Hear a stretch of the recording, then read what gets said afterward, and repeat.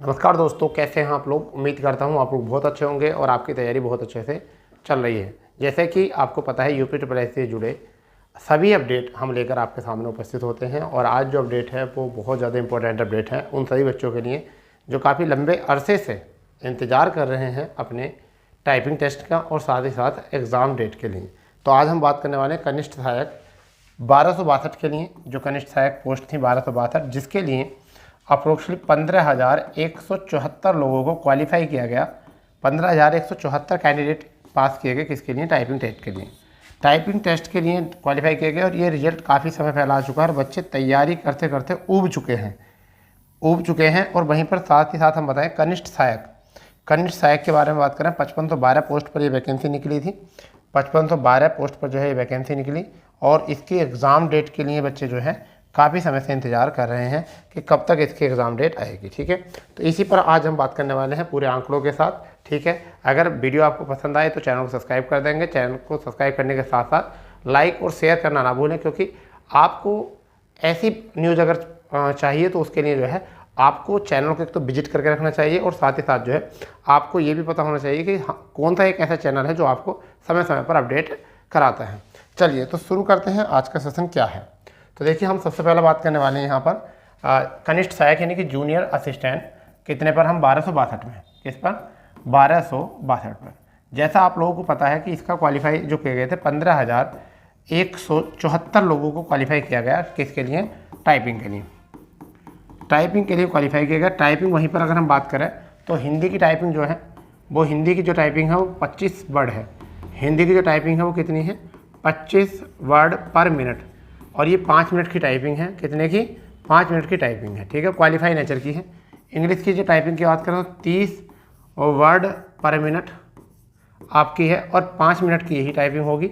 और इसके बाद जो है डॉक्यूमेंट वेरिफिकेशन और फिर आपका ज्वाइनिंग। तो ये तो बात आई यहाँ पर। वहीं पर अगर हम बात करते हैं जूनियर असिस्टेंट 5512 की, 5512 में आपको पता है शॉर्ट लिस्ट आ गई थी।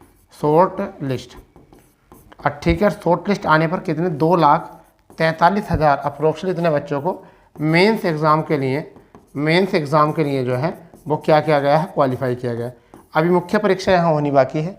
ठीक है, और सभी बच्चे जो है आस में हैं कि एग्ज़ाम डेट कब होगी और कब इसकी फ़ीस जमा होगी। ठीक है, तो बेटा एक बात तो ये बता देते हैं, जब एग्ज़ाम डेट आ गई जो भी फीस आपकी जमा होगी। ठीक है, टाइपिंग की बात करते हैं आपको सबसे पहले। तो देखिए 15 मई के बाद किसी भी दिन आपका नोटिस आपका आ सकता है, टाइपिंग के लिए आ जाएगा, ऐसा माने चलिए। क्योंकि 15 मई के बाद किसी भी दिन जो है आपका नोटिस आ जाएगा टाइपिंग के लिए। और फिर आपकी टाइपिंग जो है अब मई के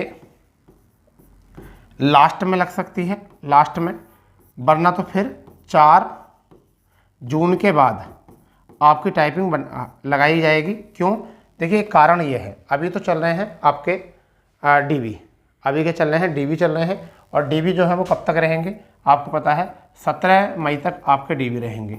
ठीक है, जो भी होगा वो 17 तारीख के बाद होगा टाइपिंग का जो होगा, क्योंकि जब डीबी पूरे हो जाएंगे तभी वो टाइपिंग के लिए बच्चों को बुलाएंगे। क्योंकि कैंडिडेट यहाँ भी बहुत ज़्यादा है, 15,174 कैंडिडेट हैं यहाँ पर भी।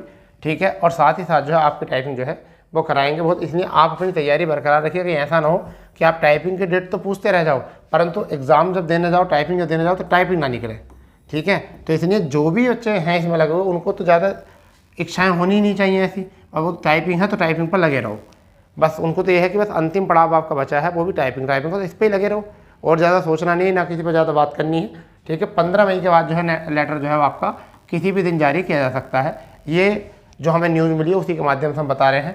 अब देखिए इसमें कितनी सच्चाई है कितनी झूठी बात है उसके बारे में 15 तारीख के बाद पता चल जाएगा। जैसे कि आज तारीख है 6, तो अभी आपके पास टाइम है। ठीक है, 10% चांस है कि 15 तारीख से पहले आपका नोटिस आ जाए, परंतु 15 तारीख के बाद जो है 100% जो है आपका 7 दिन के अंदर अंदर उसमें 15 से 22 तक के बीच में आपका लेटर आ ही जाएगा। क्योंकि आपकी जो पॉसिबिलिटी है वो बनती है, क्योंकि आपकी टाइपिंग को जो है काफ़ी समय हो चुका है और अब जो है डीबी के बाद में एक आपका ये कार्य है जो रुका हुआ है बहुत लंबे समय से पेंडिंग के लिए।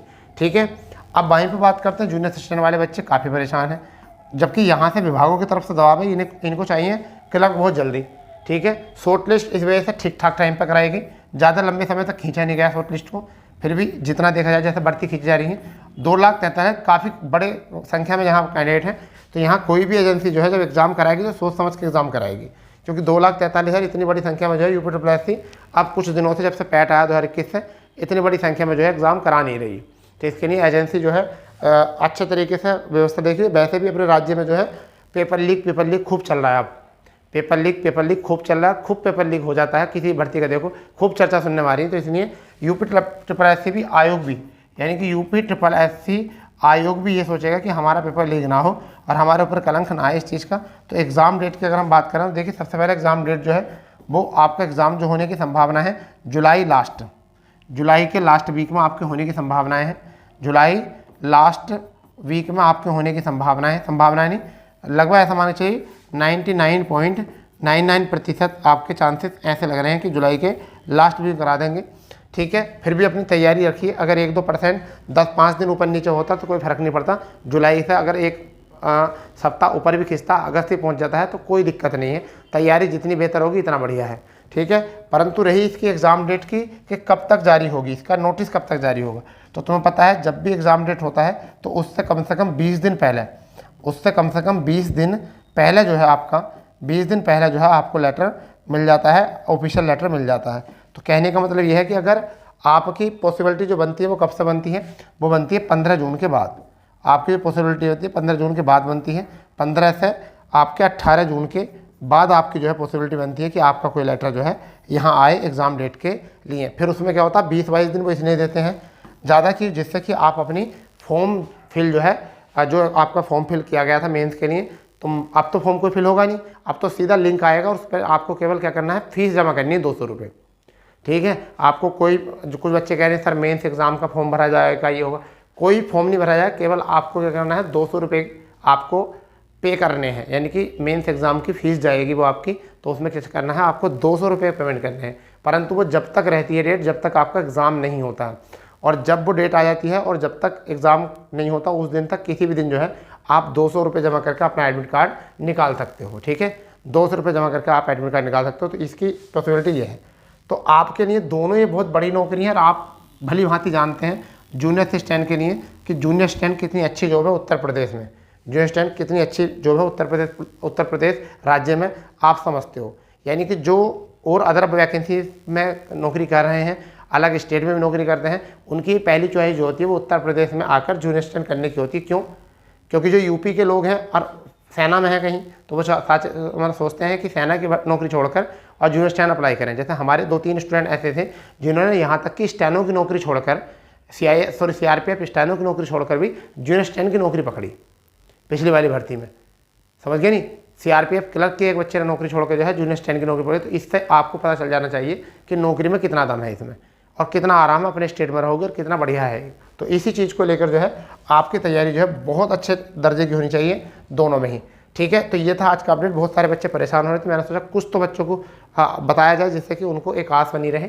ठीक है, चलिए जैसे भी कोई बात होगी, कोई ऑफिशियल नोटिस आएगा, हम आपको सबसे तेज़ बताएंगे उसके बारे में, और सबसे तेज़ न्यूज़ हम आपको देते हैं UPSSC से जुड़ी। तो अगर आप भी चाहते हैं कि इस प्रकार की न्यूज़ आपको मिलती रहे तो चैनल को कर देंगे सब्सक्राइब, बेल आइकन कर देंगे ऑन, और इसी तरीके से आप अपने दोस्तों में शेयर करते रहिए और ये प्यार हमेशा बनाए रहिए। ठीक है, तो मिलते हैं नए अपडेट पर। जब तक के लिए जय हिंद, जय भारत, वंदे मातरम।